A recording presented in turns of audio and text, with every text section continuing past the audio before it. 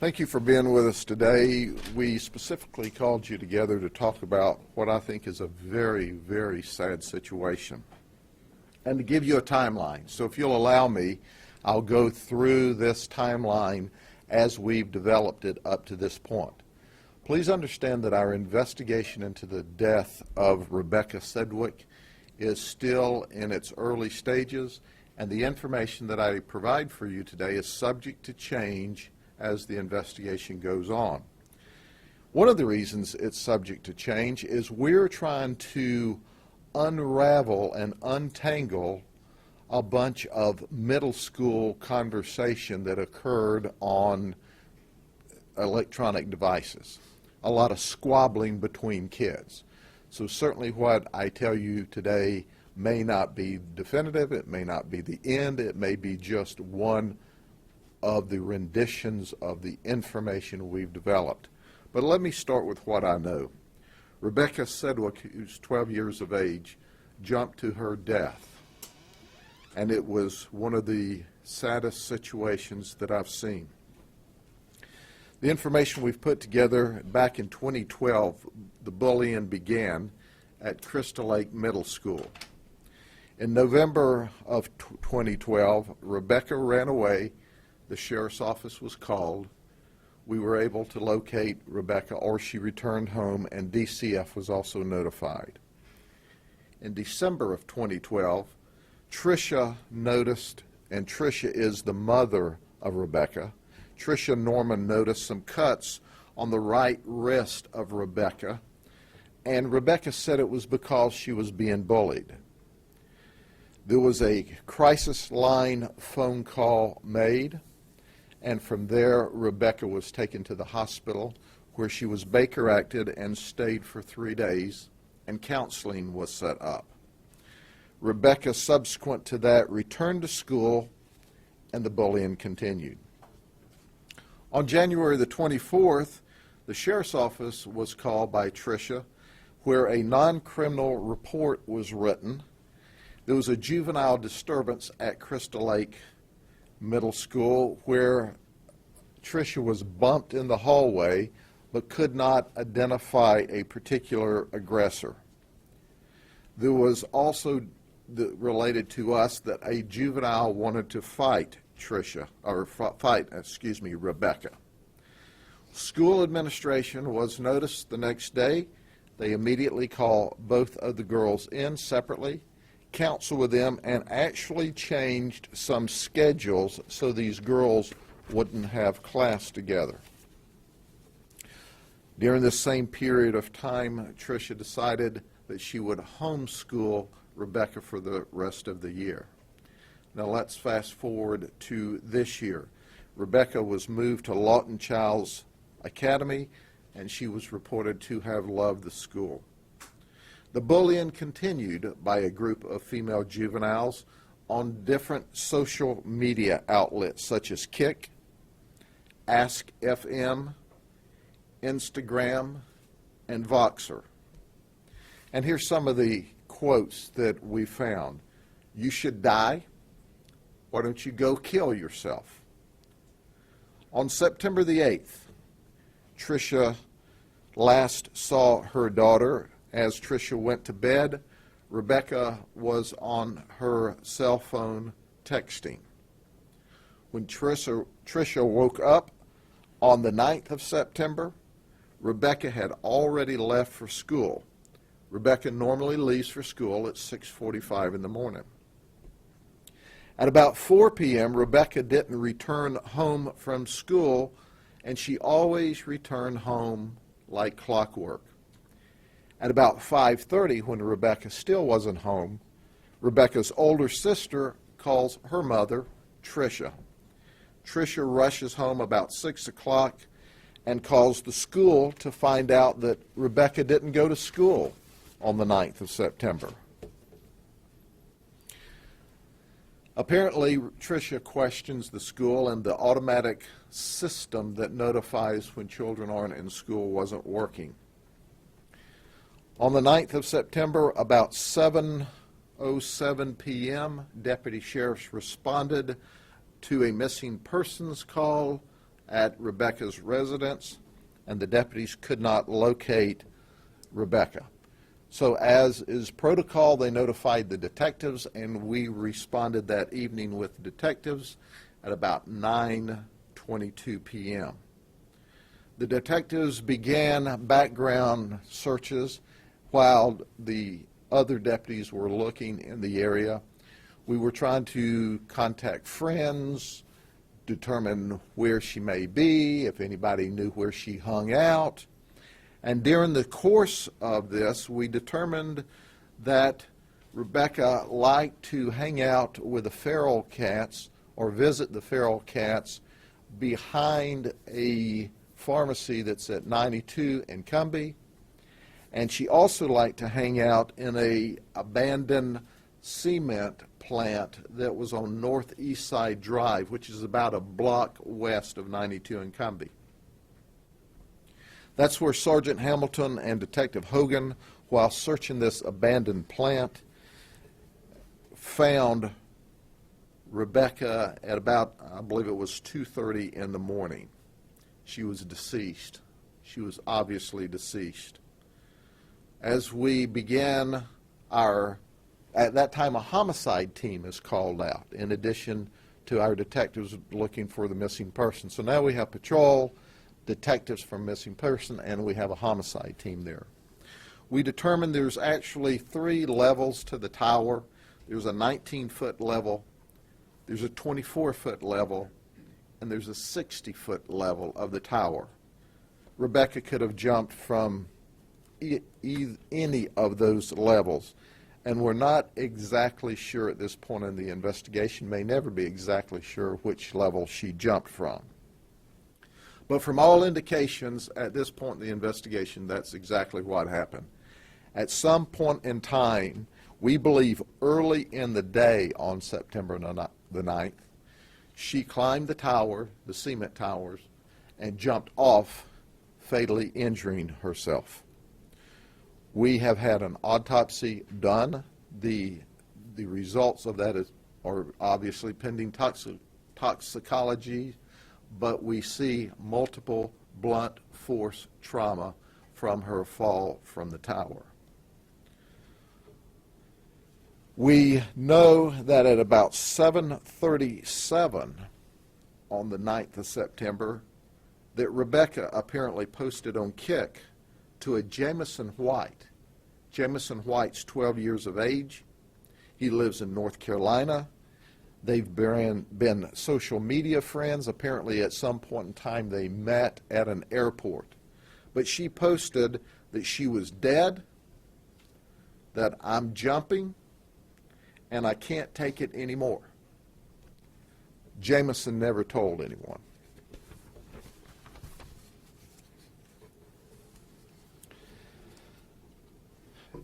Our detectives have identified several juveniles of interest, at least 15 who kind of ran in Rebecca's internet circle or social media circle, and we're in the process of talking to all of them.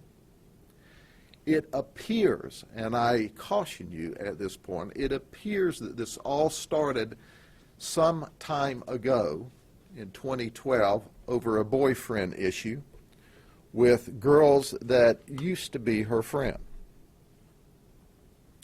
Some of the juveniles have told us that Rebecca was absolutely terrorized on social media by some girls. Rebecca, we know, and another girl were suspended for fighting that used to be friends. We've seized several cell phones and laptops for investigations. I must report to you that I'm pleased that the parents of the children that we've contacted have been cooperative in the investigation, and we appreciate that. It makes the case much more interesting. Much more easy to investigate. It's important to point out that these parents have shown a real concern for Rebecca and this tragedy, and we do appreciate the cooperation from the parents of those that we have, of these children that we're investigating, to see if we can plug together exactly what happened and to create an exact timeline. We also found on Rebecca's search engines or search questions the following. What is overweight for a 13-year-old girl? Another question she asked was how to get blades out of razors. Another question she asked was how many Advil do you need to take to die? Another question was how many over-the-counter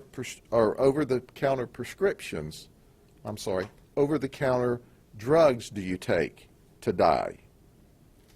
Another one was what not to say to a cutter.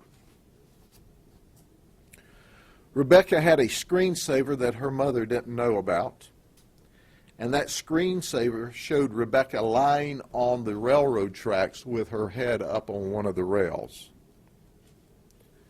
We can see from what we've investigated so far that Rebecca wasn't attacking back.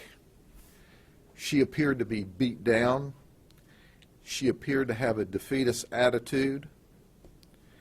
And quite frankly, the entire investigation is exceptionally disturbing to the entire investigative team.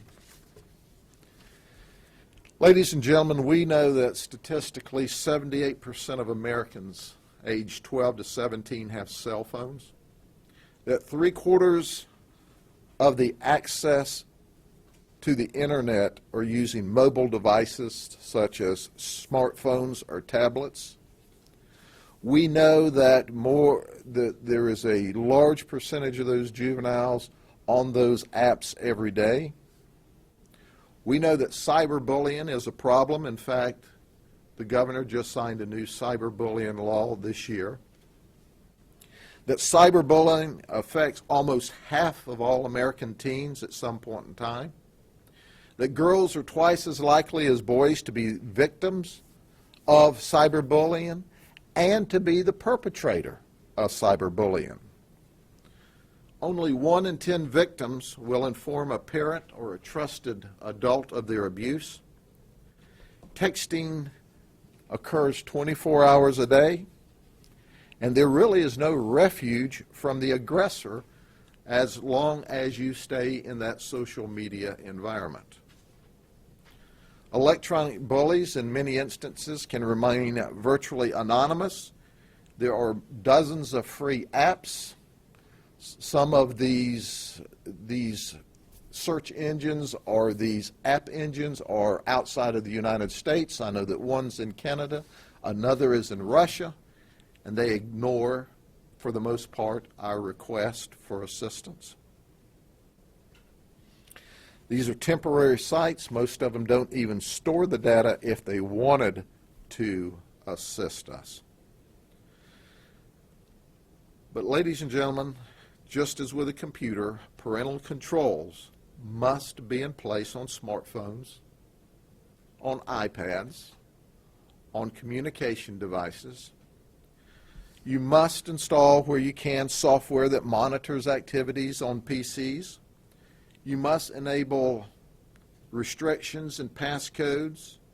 You must utilize guided access with your children. You need to set times so that the kids can't be on these devices. You must manage as a parent the device at home and take the device away from the child if you need to do that. We've got to be parents instead of best friends. I can tell you I believe Tricia tried, was really concerned about her daughter. But ladies and gentlemen, this social media world, this internet world, if we allow it, will become more out of control than it already is. We, as parents, must manage these devices and our children. If you're not searching your children's devices, if you're not taking them from your 12 and 13 and 14 and 15-year-olds and 16-year-olds and demanding to look to see what's happening, you're not being a responsible parent. They're children. They make mistakes that they shouldn't. They do things that they shouldn't.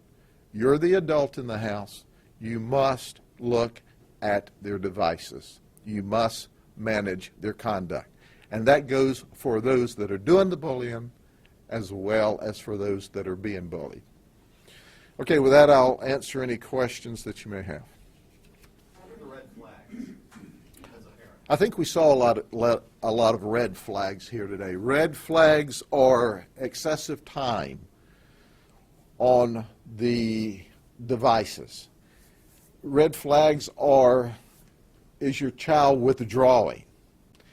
Does your child refuse to communicate? Does their relationships seem to be changing? But you've got to dig in and look for those signs. And as a result, you've got to respond to them. And I think in this case, Rebecca's mom was truly trying to do that. And we can second guess and Monday morning quarterback this. Rebecca, unfortunately, with the broken heart we all have, is deceased. We've got to look forward to try to learn so that the next child doesn't die. But in my household, when things didn't go right, when I was raising my boys, I took their phones, I took their car keys, and they had to earn them back. I've got to tell you, I didn't have much opportunity to go search their bedroom and their closets because I couldn't elbow their mother out of the way long enough to do it myself. But these are children, and we can't allow these children to get with other children in a children's world and prey on each other while we as adults stand on the outside and do nothing. We've got to take control of and manage our children in our homes, period. Yes, ma'am. The Polk County School District says they forwarded the report, the bullying report that Tricia made to your office. What came of that investigation? What was the end result? I'm not sure which bullying report you're talking about. We forwarded a bullying report to them. And that report was a disturbance where Tricia said she was bumped in the hallway. She couldn't say who hit her. There was no evidence. We with the school system, looked for video, but this one person that was allegedly bullying her was in the area. And as a result, the school took affirmative action. They brought them down, counseled them separately, changed their class schedules. But ladies and gentlemen, let's understand one thing clearly. It's not the school system. It's not the criminal justice system. It's the home system where all of this precaution begins. And quite frankly, at the end of the day, it wasn't a physical schoolyard fight that was the demise of this child. It was the bullying online. And I'm not going to criticize Tricia because I know she was helping. But in my home, if I managed to get my child in a different school and things were going well, I may have a child that doesn't like me, but if I can't stop the bullying any other way, I can stop the device. But Sheriff, I have to follow up on this because the attorney for the district, West Bridges, says that the mother did file a bullying complaint online with the district in December, and because it was criminal in nature, they thought they forwarded it to the Polk County Sheriff's Office. We see nothing that's criminal in our reports. Did you receive a report from the district in December? I don't know what you're talking about. But I can tell you this. We have the only report that I see was where the mom called. We took a report, and it was non-criminal. There was no criminal activity. And whether it's important to point out that our job here is not to point fingers back and forth.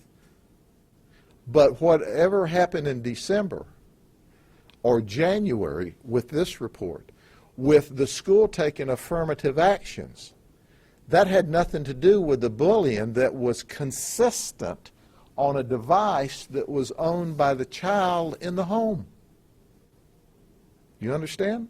I understand, but the district. No, you don't No, I understand. understand. The district is, we're just going by what the district said, that there was a report. I don't know what that's about. But it does, in this event, whatever happened in December, we followed up with the reports that I have. But it makes we don't see any criminal conduct. We didn't see any criminal conduct in January. There at some point was a fight at school that the school also dealt with. But let me tell you something, folks. Get real. How many of you were a middle school person? All of you? How much drama was there every day at a middle school? Every day with everybody? And there's thousands and thousands of kids in these schools, and there's drama every day. Who's responsible for dealing with that drama? The individual child and the parent and the school systems. I am over every time something doesn't go well that you turn around and try to point a finger at some piece of the system. When the facts are that we all care about every child every day, but we can't watch everybody, every action, and if we did, then we'd be violating somebody's civil rights. Sheriff, is there anything criminal about cyberbullying? There is a cyberbullying law that Governor Scott just signed. Are these little girls going to be charged? We have an investigation underway, and certainly if we can determine credible evidence against any child that may have been involved in this, we plan to hold them liable. But we're early into the investigation. Are they all girls? They're all girls at this point in the investigation, except I mentioned 15 that were in her circle. We don't know, we don't have any indication that 15 of them are bullying her.